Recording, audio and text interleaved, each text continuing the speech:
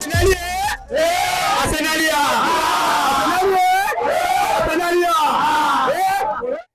morning, evening, afternoon, wherever you are, Dom from Kenya Goodness TV, and I'm here with Kwame.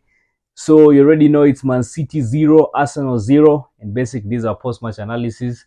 Quite a tough game. We're basically cancelling each other out the whole time. The good thing is at least we've gone to the Etihad and picked a point at least. Unlike back in the days we'd be going to the Etihad and lose each and every time we go there. Yes. But fair enough, by the to Mikel, he had his team organized. The team was so disciplined. The defense, by the was so disciplined. In fact, by the defense today is actually what now made me become so impressed with this team. Yeah. So I don't know, your thoughts on this game. I think this is a mature performance from Arsenal. This is a proud moment. When you have, say, a child and they go through a rite of passage and you're proud. I'd say Arteta should be proud of the work he has done. They nullified the Man City to one clear chance. Imagine. One clear chance the whole game. The Akanji header. That's it. There was nothing else. Right? And I think if there's little criticism, which I don't think the kids deserve, is that they didn't believe in themselves enough to make use of their chances. There was a bit of adrenaline rush, like some misplaced passes, like Trossard, instead of doing the right decision and passing the ball. We could have actually, us scoring that goal would have changed the tone of the game. In fact, now talking about chances, Jesus, by this somebody who really disappointed me today, because he just showed us, he took me back. I think I was telling you this when I'm watching the game. He took me back to those days when I was like, it's chance after chance after chance, but zero penetration. That's exactly what Jesus was doing today. And I remember what I was telling you, these guys, because he's one of the most lethal, dangerous player by the way that everybody fears. We're saying this thing. One of the things that probably maybe Mikel needs to do in future, the fact that he's a dangerous player, he's not a goal scorer, but he's a playmaker. Because he causes havoc. When he touches the ball. Yes, everybody. Everybody goes. But you see, now tactically, that is the perfect thing because distribute. He can distribute the ball, and you see, then they don't know whether to mark him or to leave him. Because if you have the ability, by to draw 5 defenders, that's an opportunity. Just find a way of getting the ball between the legs or whatever you'll do. Pass to the guy who can finish. Like those chances he had like 3 or 4 chances. I think this is also a period of growth because listen, if it's a post-mortem. Out of 3 games, we've won 2, we've drawn 1, we've not lost. But that is where at the Etihad, right? But the reason I'm saying this is not time to learn, man. Because remember, Community Shield, it was Wembley, right? So that was open. It was 50-50. Then at our home, because remember, this is Man City, home ground. It's like Liverpool. At their home ground, they rarely lose. They haven't lost in 22 games. So it's not that Arsenal is special. It is special. But people rarely win there. Whether you are Real Madrid, whether you are who, you go there, you rarely do anything. For me, I'm not letting Jesus by the go easy on this. I'm not harping on Jesus because the reason why he got frustrated because he sees himself as a striker. Right? He got the best coach to coach him to strike. Naturally, I don't think even he loves Arsenal. He loves Mikel. I think it's just muscle memory. He's just used. Those people, they just like kuchenga. The Brazilian, the samba. Like he's just used to that. His natural instinct is not to score, to shoot or to score. He can score. Actually, the spectacular. I mean, the difficult ones, he finds a way of scoring. But that's not his main role. You see. And so for me, I think rather than get annoyed of him not. Okay, the thing is, we should have won this game. We should have won this game if he did the mature thing, and that's why I'm saying there should be growth. Like if he watches those videos and he'll be told, look, you are supposed to be a striker at Man City. Now, remember, we are going to buy people. People are going like Reece Nelson, probably even Smith Rowe and Ketia will go. Yeah. There'll be a lot of space. Yeah. So new guys will come. Yeah. And based of how we've been buying, there will be people who will, because remember, we've bought people who are causing impact in the defensive third.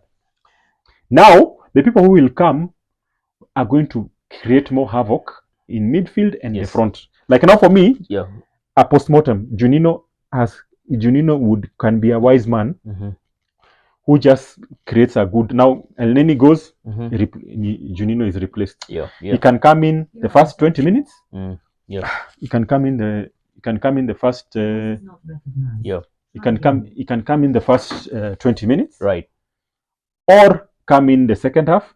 Like he's an old head, he's won competitions, he's experienced. In fact, let me just butt in here, by the way. I think for someone like, what you said, we really can't write off Jesus, because as much as we're criticizing him, it's clear he's not a finisher. He's not. It's like forcing somebody to do something. It's like turning Saliba into a striker. We've seen both him and Saliba. I now understand why, but actually Pep got rid of them, but then and didn't get rid of him because he was a bad player. Yes, they had so many good players. Yes, then he couldn't promise him time on the field. So that's why he got annoyed, because now he couldn't get the minutes, because there are better players than him in the attacking.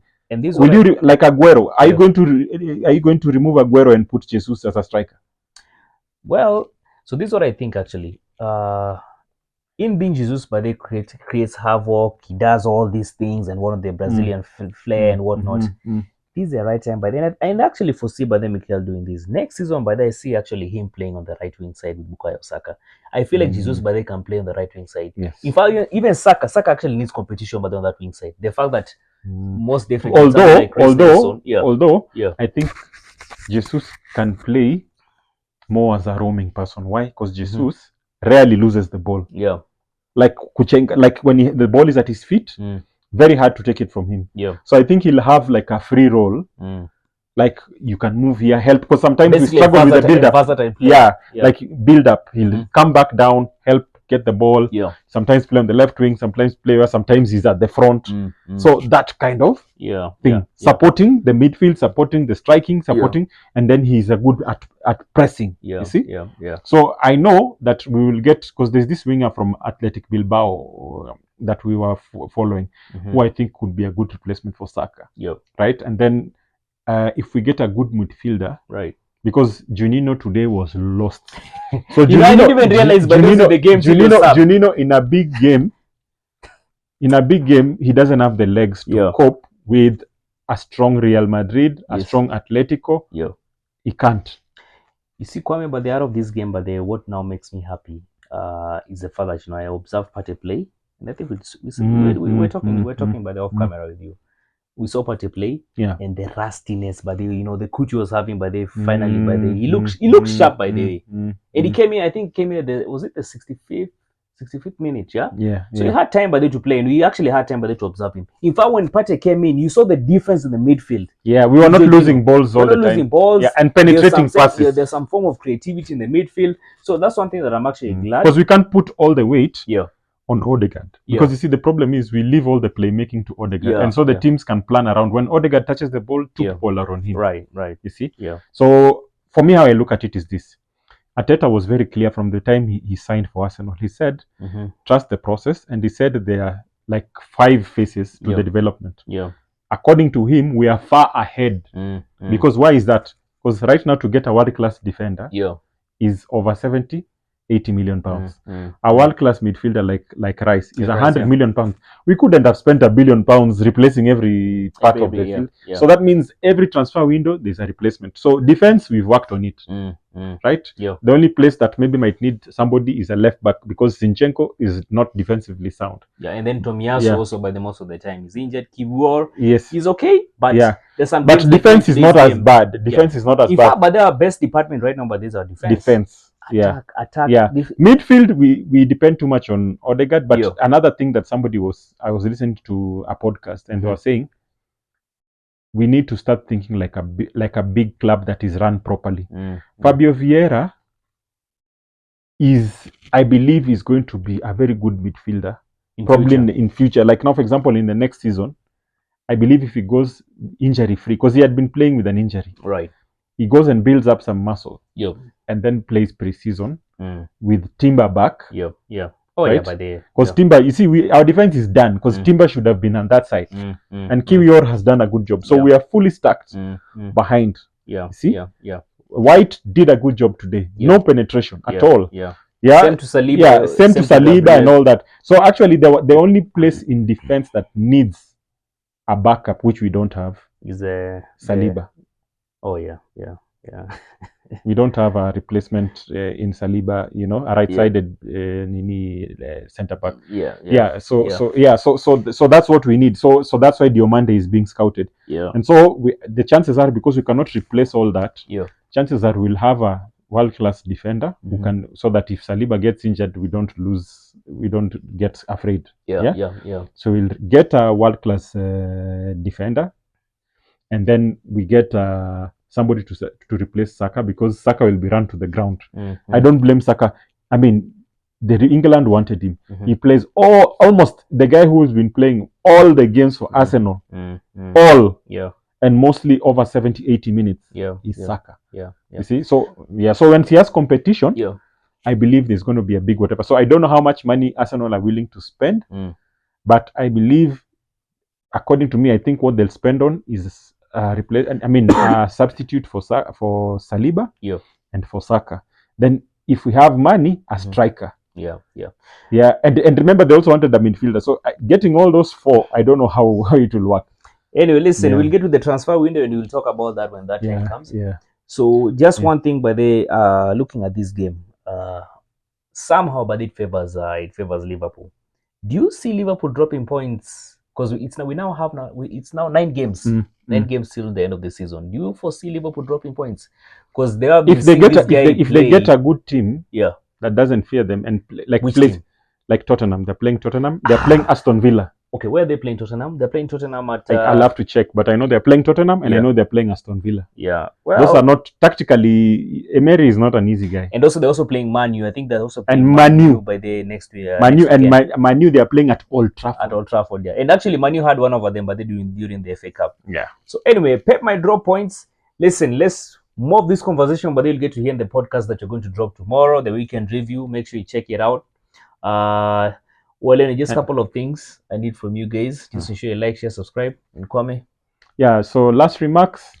If I was to give marks to Arsenal out of 10, I'd give them a solid 8. Why? Because Man City won the treble. That means they won the Champions League. Yeah. They won the Premier League. Yeah. They won the Club World Cup. Yeah. So they are the best team right now in the world. Yeah. And they played a team with no striker. Yeah. With people coming back from injury, right? With kids who are playing Champions League for the first time in 14 years, who have been away from competing from the Premier League. Just last season, we almost got there. So in terms of progression, we are getting there. So those are good things. So I think we've ended it well. So on to the next one. So Don, come on, you Gunners. Come on, you Gunners.